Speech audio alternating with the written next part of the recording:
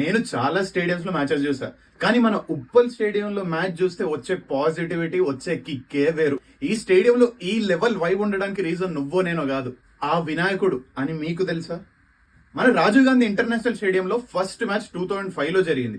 అయితే 2011 వరకు జరిగిన ఏ మ్యాచ్ లోనూ మన ఇండియన్ టీం ఒక్కసారి కూడా గెలవలేదు. అండ్ ఇండియన్ టీం కే కాదు, గెస్ వాట్, 2008 ఐపీఎల్ స్టార్ట్ అయినప్పుడు డెక్కన్ చార్జర్స్ హోమ్ గ్రౌండ్, అలాంటి మన హోమ్ గ్రౌండ్ లో కూడా డెక్కన్ చార్జర్స్ ఒక్క మ్యాచ్ కూడా గెలవలేదు. 2010-11 వచ్చేసరికి ఇది ఒక ఐరన్ లెగ్ స్టేడియం అని, ఇక్కడ మ్యాచెస్ ఆడితే పక్కా ఓడిపోతామని చెప్పి అందరూ బ్లైండ్ గా ఫిక్స్ అయిపోయారు.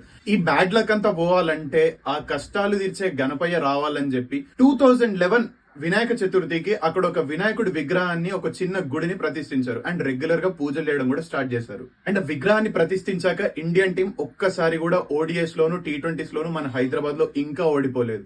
అండ్ వినాయకుడిని పెట్టిన 2 years కే మన సన్ రైజర్స్ హైదరాబాద్ టీం వచ్చింది. మన SRH టీం వైబ్ ఏ లెవెల్లో ఉంటుందో మీకు తెలుసు. ఎన్నైనా అంటాం గానీ, ఆ గణపయ్య మనతో ఉంటే వచ్చే ఆ ధైర్యమే వేరు. బ్రో, ఐ థింక్ ఇదంతా కోఇన్సిడెన్స్ బ్రో. అసలు వినాయకుడికి ఇండియన్ టీం కి సంబంధం. మూసుకొని గణేష్ మహారాజ్ కి జై అని కామెంట్ చేయి.